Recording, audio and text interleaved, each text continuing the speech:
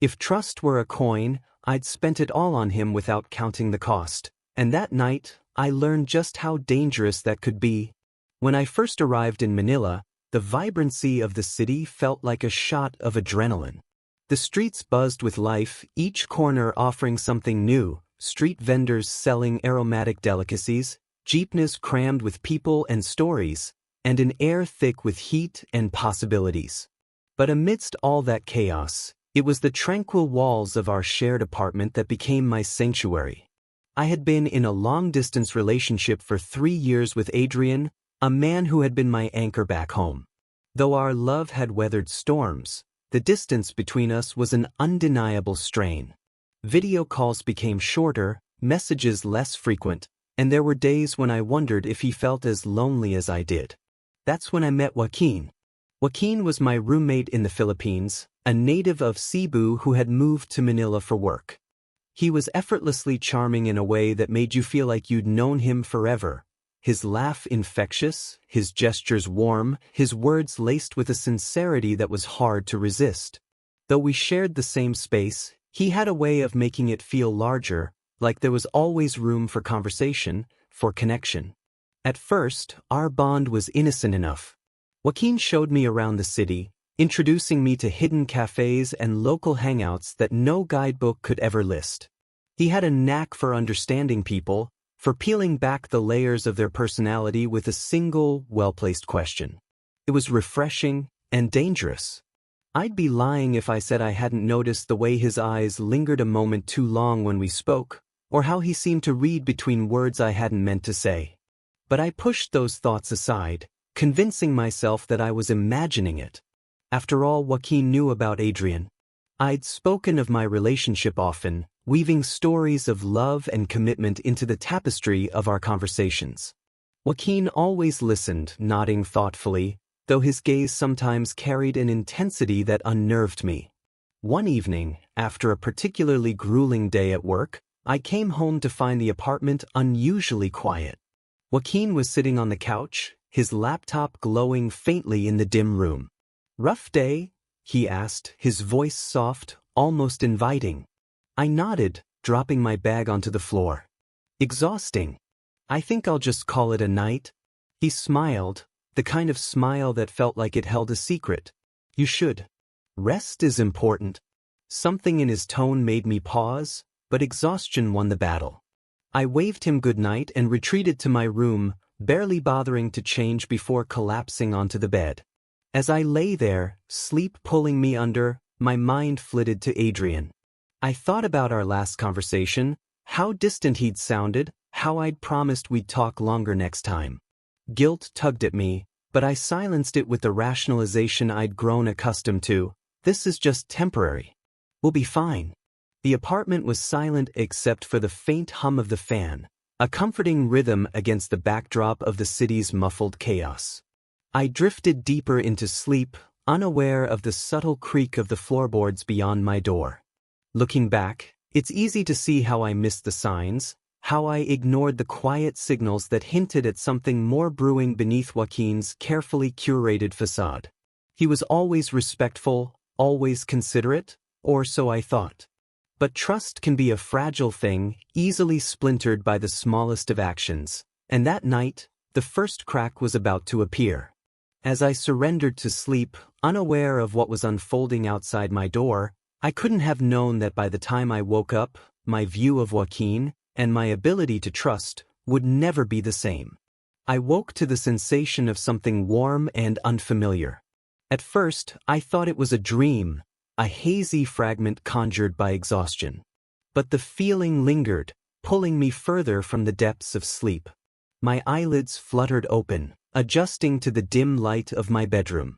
A shadow hovered near the edge of my bed. "Joaquin," I whispered, my voice hoarse and groggy. He froze, his silhouette stiffening like a thief caught mid-act. Sorry," he stammered, stepping back into the faint glow of the hallway light. His face was a portrait of discomfort, eyes darting anywhere but at me. My heart pounded as the fog of sleep lifted. "What are you doing?"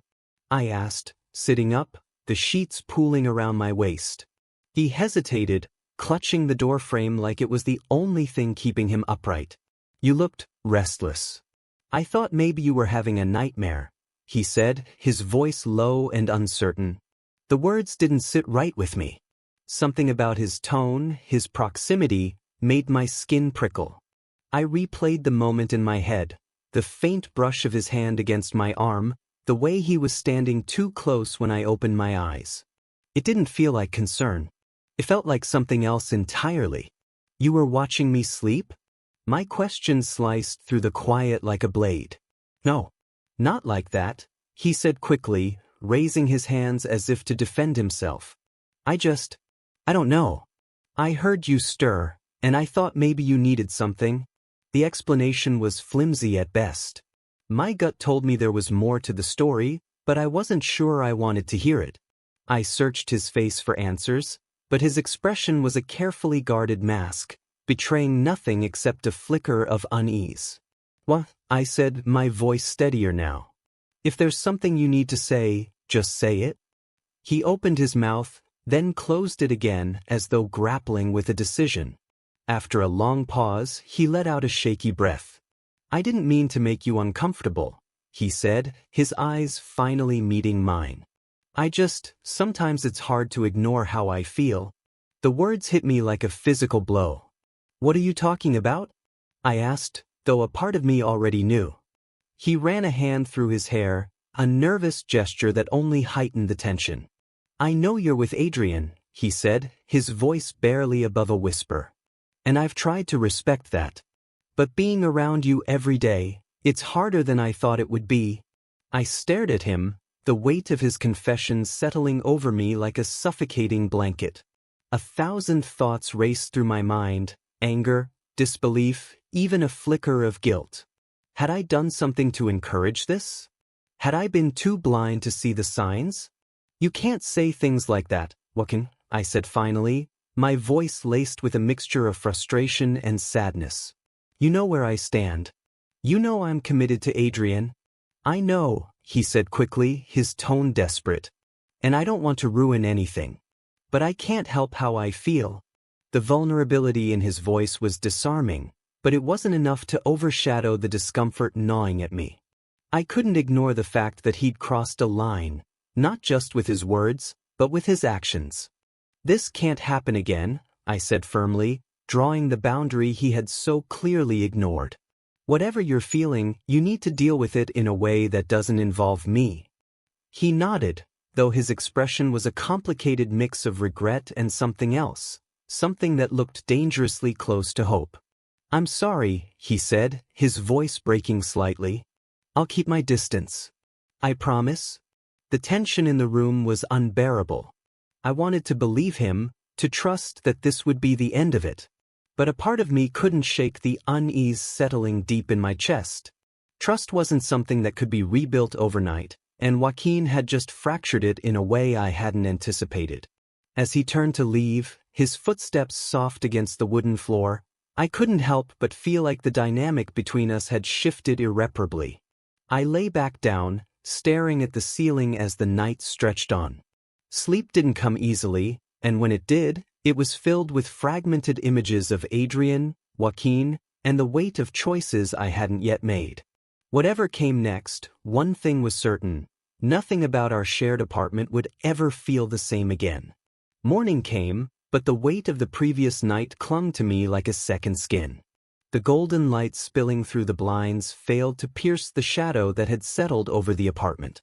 I avoided the kitchen, knowing Joaquin might be there, and instead grabbed my phone to call Adrian. His familiar voice brought a fleeting sense of comfort. "Hey, how's everything?" he asked, his tone light and warm. "Fine," I lied, forcing a smile that he couldn't see. "Just the usual grind." The conversation moved on, but I found myself distracted, my thoughts circling back to Joaquin. Guilt pressed against my chest like a heavy stone. Adrian trusted me, believed in the integrity of our relationship, and yet, I had allowed someone else to get too close. Even though I hadn't done anything wrong, the fact that Joaquin's feelings had taken root in our shared space felt like a betrayal in itself. After the call, I stayed in my room, replaying the events of the night before. Joaquin's confession, his proximity, the look in his eyes, it was all too much. I had to confront him, not just for my own peace of mind but to ensure this wouldn't escalate further. When I finally stepped out, I found him sitting on the couch, his posture tense, his face pale. He looked up as I entered, and for a moment, neither of us spoke. "Can we talk?" I asked, keeping my tone calm but firm. He nodded, his gaze dropping to the floor. I sat across from him, the distance between us feeling both too close and insurmountably vast. "Joaquin," I began, "what happened last night can't happen again. You need to understand that." "I know," he said quickly, his voice tinged with regret. "I shouldn't have said anything. I shouldn't have," he trailed off, shaking his head. "I messed up." "Yes, you did," I said, my tone sharper than I intended. "You crossed a line. And now, I don't know if I can feel safe here anymore." His head shot up, panic flashing in his eyes. "I don't want you to feel that way. Please let me fix this. I'll keep my distance." "It's not just about distance," I interrupted. "It's about trust. And right now, that trust is broken." The words hung in the air, heavy with finality. Joaquin leaned back, his shoulders slumping under the weight of my statement. For a moment, I almost felt sorry for him. But sympathy couldn't erase what he'd done or the impact it had on me. "I care about you," he said softly, his voice trembling. "But I'll respect your boundaries." "I promise." I nodded, though my heart felt no lighter. "I hope you mean that, Joaquin. Because if anything like this happens again, I'll have to leave." The conversation ended, but the tension lingered. Over the next few days, Joaquin kept his word. He avoided me when possible, his presence muted, his usual warmth replaced by an awkward distance. It was what I wanted, what I needed, but it didn't make the situation any less uncomfortable. The real test came when Adrian called again, his voice bright and full of love. "I miss you," he said, his words wrapping around me like a soft blanket. "I miss you too," I replied, though the words felt hollow. For the first time, I questioned whether my silence about Joaquin was a form of dishonesty. Should I tell Adrian what had happened? Would it help us, or would it only add another layer of strain to our already fragile relationship? The moral dilemma gnawed at me. On one hand, I had done nothing wrong. I had set boundaries, confronted Joaquin, and reaffirmed my commitment to Adrian. But on the other hand, hiding the truth felt like planting the seeds of a lie, one that could grow into something uncontrollable. In the end, I chose to keep it to myself, at least for now. Not out of cowardice, but because I needed time to process everything, to understand what this experience meant for me and my relationship with Adrian. As weeks passed, the apartment began to feel less suffocating. Joaquin and I coexisted in a fragile truce, and I threw myself into work, using the busyness to drown out my lingering unease. But something had shifted within me. I realized that trust, both in myself and in others, was not something to be taken for granted. It required vigilance, effort, and sometimes painful honesty. One evening, as I sat on my bed scrolling through old photos of Adrian and me, a sense of clarity washed over me. I couldn't change what had happened, but I could choose how to move forward. And for now, that meant holding on to the love I shared with Adrian and learning to be more discerning with the people I allowed into my life. As I closed my eyes that night, I felt a cautious sense of peace. The scars of the incident remained, but they no longer felt like open wounds. They were reminders of vulnerability, of boundaries, and of the strength it took to protect what truly mattered.